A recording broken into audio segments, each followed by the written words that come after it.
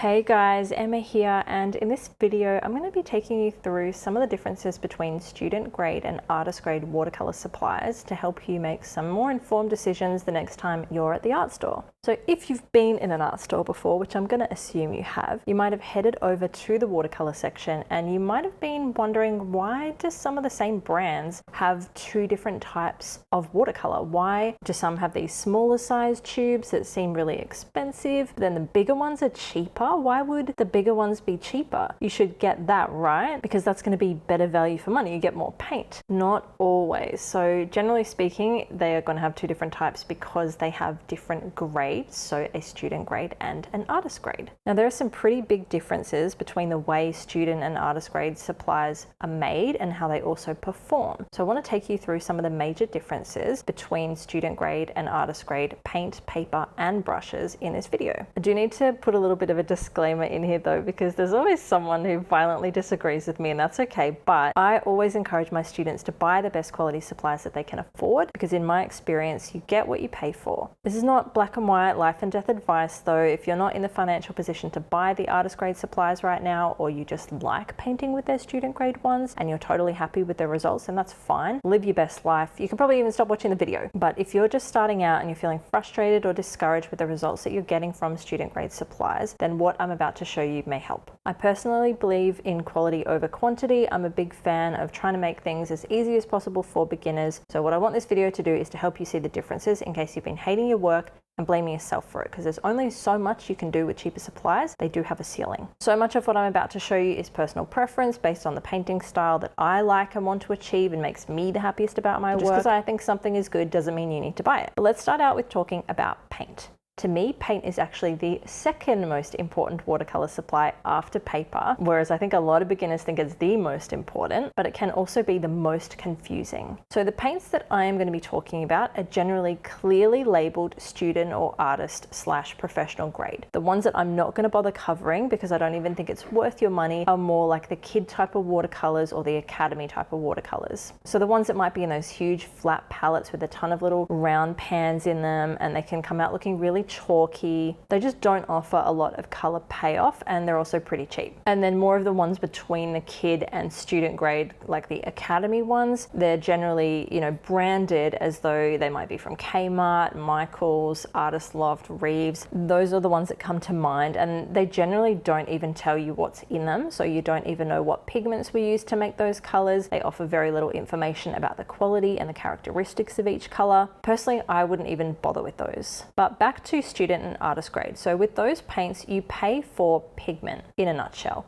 How much pigment is in that tube or pan. So these paints are made from pigment, a powdered color, and then a binder liquid, which is what holds the pigment together, allows it to flow on the paper, lets it dry on the paper without flaking off, and allows it to set in a pan or palette and still be able to be re-wet. So typically in a binder, it can include things like gum arabic, which is a tree sap, honey, glycerin, cornstarch, whatever the manufacturer wants to put in them. And student grade paint brands will often use the same pigment as the artist grade, but they stuff the student one with more of the filler, more of the binder. So all those ingredients I just mentioned, which essentially just dilutes the pigment and lessens how much pigment is in that tube. And the result is then often just less vibrant colors or needing to do more layers. Sometimes they come out even opaque and chalky looking, which is not what you want if you're working with translucent watercolors, and the excess fillers and binder can make them just perform differently on paper. You'll often have to use more paint to get the saturation you want, which is why I always say just go to the artist. Yeah, smaller tubes, but more of a payoff, and it's going to last you longer. Sometimes they will come out of the tube a little bit gooey, as if the color has separated from the binder. That's not an exclusively student grade watercolor problem. It can happen with professional ones as well if they've been sitting around for a while. You can choose to either just mix it in with the pigment and keep painting, or just exclude it. I usually just leave it out. It doesn't mean that there's anything wrong, but I typically notice this happens more with student grade paint. Artist grade paint costs more because they put more pigment in the tubes or the pans. So even though it's a smaller size, it can last you longer because you don't need as much. It's much more economical for a brand to make watercolor if it has less pigment in it. They're gonna get more bang for their buck. So that's why student grade paints are cheaper. The student grade ones also often come in a smaller color range compared to the professional ones. And sometimes they just have a bunch of other pigments shoved in there just to make one color. So this is why so many people can experience muddy paintings when they're using student grade paint, because the more pigments used to create a single color, the easier it will be to muddy things up, especially when you mix it with another color made from multiple pigments. So what you may notice is many student grade paints have the word hue in the name, and this just means they're trying to imitate a pigment or a color, but there's substitutes thrown in there and they're not actually that color. Or, which is kind of cool, they might be trying to imitate another color that is actually toxic and that people no longer want to use, like cadmiums. In terms of commercial brands, Winsor & Newton is my favorite commercial brand to recommend, because when it comes to their professional series range, they have a lot of single pigment colors in comparison to other brands, which means that when you get the color and you mix it, you're going to get a lot cleaner results. So what I'm going to be using in these experiments is Winsor & Newton primary colors from the Cotman range, but not the recommended primaries from their professional range, because between the two ranges, they use a different pigment for the blue. The blue in the professional range, Winsor Blue Red shade, it actually doesn't appear in the student range at all, but the blue from the recommended primaries of their student range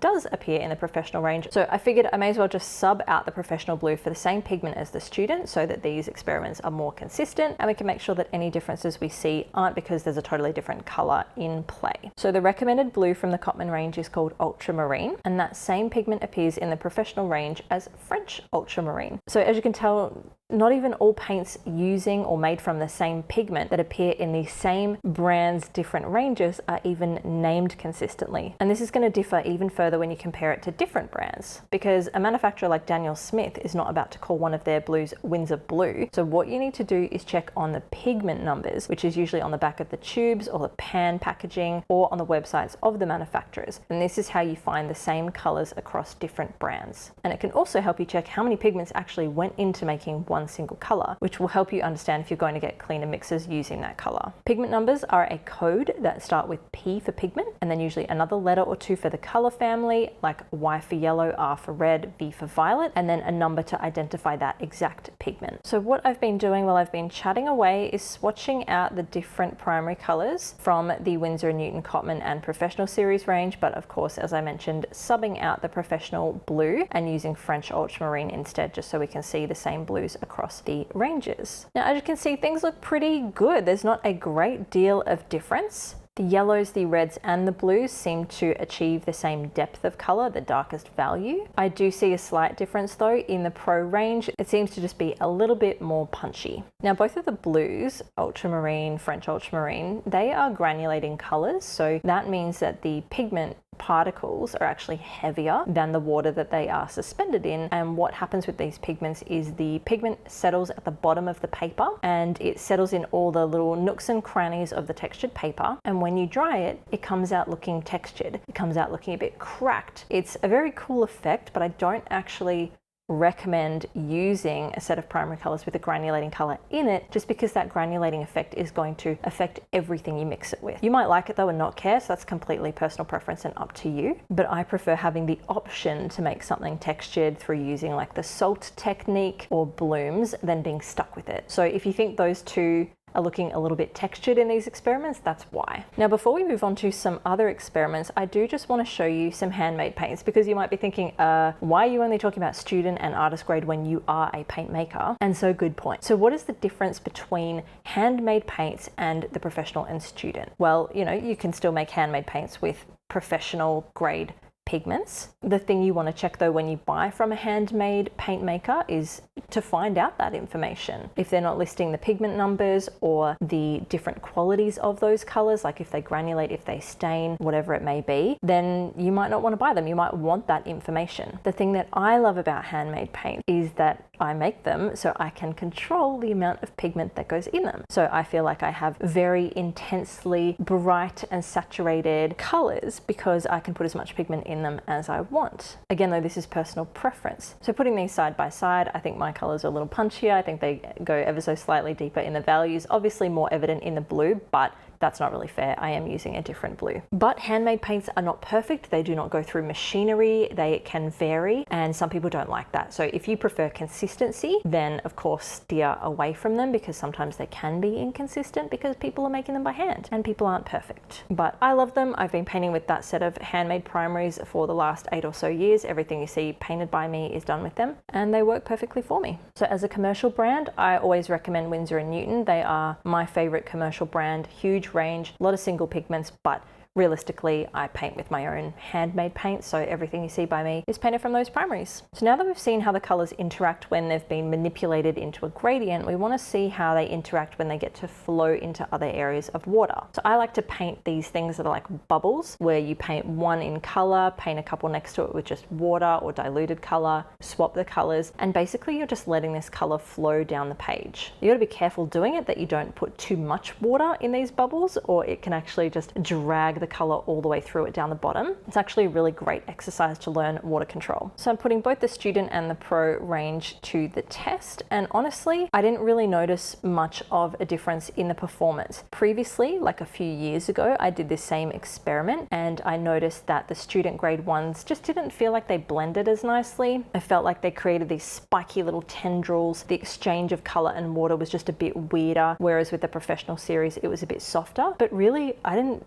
notice that much of a difference at all between them this time. At the bottom of the circles, I blended 2 colors into one another, and honestly, again, it's fine. So really, both of these are great options. For me, it's really just about color payoff. You seem to get like a little bit stronger colors from the professional series range, which makes a lot of sense. They are packing more pigment into the pans or tubes. And I do find just how it works when you're painting with it. I feel like I have to fuss a lot less with professional ones, and I do really appreciate that in watercolor, because we are working against the clock. We've got water that is evaporating and drying. We don't want to create harsh edges or blooms, and so if something's going to react a little bit nicely and require less manipulation, then I'm in favor of that. Now let's take a look at the most important supply, which is paper. Paper is, in my opinion, the most important watercolor supply and will greatly impact the outcome of your paintings. You can use lesser quality paint on good paper and still get a desirable outcome, but generally using a high quality paint on less quality paper still isn't going to do the trick. It's not always easy to identify what is artist grade and what is student grade when it comes to paper, so my advice is to just look for 100% cotton paper or rag and acid free. In these tests, I will be using Archer's cold pressed watercolor paper, which is my absolute favorite, and another brand that I'm not going to name. They have a similar texture to each other, but it was actually called Rough, but to me it was more like the cold press. It is not 100% cotton though. Cheaper brands will often use wood pulp with a mixture of cotton when they make their paper, whereas the higher end brands will use 100% cotton paper, which gives nicer results. Watercolor paper also goes through a process of sizing, which is where another difference between high quality and low quality papers can arise. So to explain sizing, think about a piece of printer paper. If you started painting on that, it would get all wet and soggy and be a sloppy mess. Sizing is a process done to watercolor paper to allow us to paint on it without the watercolor soaking through and getting all soggy and breaking apart. It lets us work with the paint on the surface to do all the lovely blends and bleeds and all the watercolor techniques that we love, and that we can keep doing that layer after layer and it still performs. Sizing is usually done with gelatin, and the professional papers will be internally and externally sized, which means that the paper pulp goes through the sizing process before it's made into a piece of paper, but then the final piece of paper also goes through a sizing process. Cheaper brands will often just size the paper externally, and I found them to have really inconsistent finishes. Sometimes the paint soaks in too well, other times it's pooling on the surface. Most low quality papers can also leave you with harsher lines, less smooth blends, and they're unable to take a lot of layers. It just starts to kind of peel off the top layer of the paper. That's not concrete though. There are some cheaper brands of paper that will work just fine for you, but more often than not, paper, once upgraded, improves people's feelings about their watercolor painting so much. It just makes a real difference. So let's look at the results that I actually got through all of this experimentation. Now, I've used the professional Winsor and Newton series on both of these just for consistency rather than using the student and professional. So in the first test, I just wanted to see wet on wet, what would happen if I painted a block of water and dropped some color in there. The cheaper paper, it just exploded. It was really inconsistent. The red just travels so far, whereas you can see on the cotton paper, it's all very contained. Now, obviously, if you needed it to spread further, you could, and that's what I like. You've got the option. Whereas if I'm using this lesser quality paper, I've lost control and it's just going to be a hot mess. Blending two colors into each other, the main difference there was I noticed how much the water is just sitting on the surface of the cheaper paper and not soaking in. The longer that is going to sit there, it just leaves more time for something unfavorable to happen, like a bloom to form or something weird, harsh edges, things like that. The blending itself wasn't the worst though, but it is a little nicer on the professional paper. Then I wanted to do a gradient. I wanted to paint some blue down and then meet it with some water and let it float down. It ended up drying really inconsistently on the less quality paper and a lot smoother on the high quality paper. I then just did a bit of a squiggle swirl of red paint down the middle, and immediately it was just behaving a little weirdly on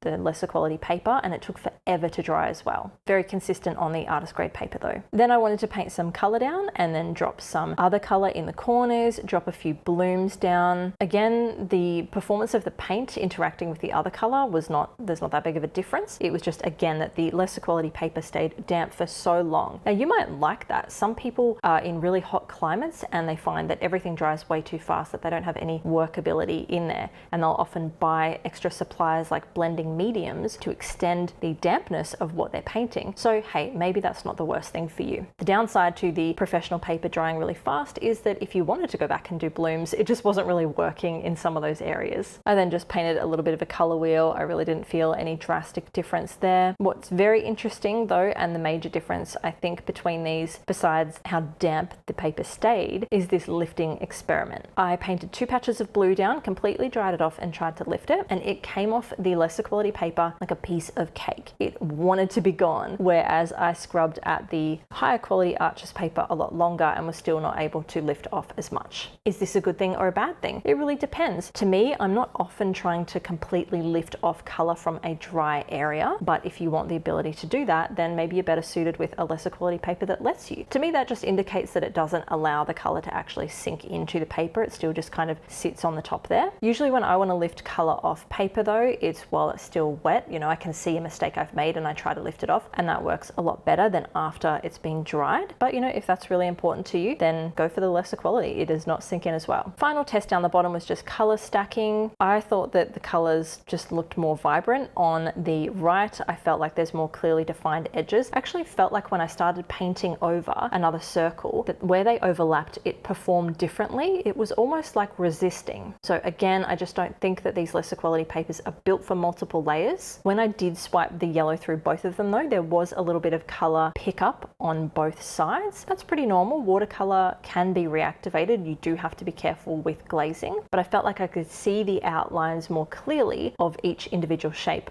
on the higher quality paper. None of these tests are perfect though. Sometimes I had to overwork other areas than others just because of user error. So don't take that as, you know, definitive answers on either side, but I hope you can visually see some differences between these papers and realize where maybe some of your frustration may be coming from if you've only been using not 100% cotton paper. So out of all 3 supplies, paper, paint and brushes, the one I think you can get away with using student grade with you know, very limited frustration is going to be brushes. The major difference between student and artist grade brushes is the student grade brushes don't tend to hold as much water and they can sometimes lose their shape over time. Higher quality brushes, and a lot are made from animal hair, can hold a lot more water and pigment. So it's more of like a convenience thing, and also the less that you're dipping into something and introducing a whole bunch more paint and water to the paper, you know, potentially less chance there for mistakes or harsh edges or flooding, etc. The student brushes are usually made from some synthetic plastic type of stuff. You know, they're gold Taclon, they're very rigid, but there are also some middle of the range brushes that are synthetic or imitation animal fur, and that's where I prefer to stay. But for several years of my watercolor journey, I was using Princeton Snap and Princeton Select brushes, and I don't look back on that time using those brushes as, you know, feeling any type of frustration. The biggest difference though when moving to imitation fur is just that the brushes are a little softer and they keep their shape a little longer and they do hold a little bit more water. So we're going to look at 3 different brush capacities here. Princeton Select, a very entry level gold Taclonish type of brush. Then the brush that I use these days, which is my own brand. It's a synthetic fur brush, so imitation fur but not actually. And then an actual fur brush, so a silver black velvet brush. I bought these not knowing they were animal fur, and if I had known I wouldn't have bought bought them. I just looked it up when I was playing with them when I got home and wondering why they were so floppy. I actually don't like how floppy they are. I find them annoying to use. And of course, the fact that they're made from animal hair. So as you can see, the Princeton Select was not able to quite match the amount of strokes from the Paint Wild one, but there's not a great deal of difference. For me, it just feels better to paint with something that's imitation fur than gold Taklon. But the Silver Black Velvet, which is squirrel hair, outdoes them both quite easily. But I just don't think it's necessary to use animal hair brushes. And the fact that they were so floppy just annoys me anyway. I do like more of a structured type brush. So Goldilocks it, I'm in the middle. But I definitely think you can start with cheaper brushes when you get started and upgrade later on. Just be aware that as you upgrade, they will behave differently and you might need to understand that a little bit more and change your water ratios. So how can we use the good stuff without breaking the bank? Well, when it comes to paint, I recommend buying 3 artist grade primary colors and learning to mix from them instead of spending the same amount of money on a ton of student grade colors. Just get the good stuff and learn color theory. That is what I am all about. I have a free class on my website called Wild Colors. It shows you how to turn 3 primary colors into 12, make a color wheel, and then expand that into a glazing chart of 144. There's even a tiger's eye tutorial in there. I think color theory and color mixing is an amazing skill to have. It simplifies things, reduces overwhelm, and cuts out how much stuff you need to buy. When it comes to paper, see if you can buy it in sheets and cut it down to size. This can sometimes be a lot cheaper than buying something like blocks. Blocks are very expensive because they are convenient. You don't have to stretch them, you don't have to tape them down, they come bound, and your paintings are going to stay flat, but you will pay for that convenience. So look for pads or single sheets. What I like to do is buy A3 pads and cut them down to A4 or A5. And with brushes, student grade brushes are widely available and pretty cheap, so you don't need to worry about having every size and shape either. I recommend going with a round brush. They're the most versatile shape. They've got a pointed tip at the end, but a big belly for thick strokes and holding paint and water. And I only paint with 3 sizes, a 3/0 detail brush, a 6 and an 8. Some people find the 6 and an 8 too close in size, so you might want to go a 6 and a 10 in a detailed brush. Either way, you don't need all of them. And for me, just choosing a small, medium, and larger brush has worked out amazingly. So there you have it. They are the main differences between the quality and performance of student and professional grade watercolor supplies. It's a lot of information, can be overwhelming. So if you've got any questions or you're still feeling a bit confused, just drop a comment below and I'll get back to you. If you found this video helpful and you haven't yet subscribed, please do. There's plenty more to come and I'll see you in the next one.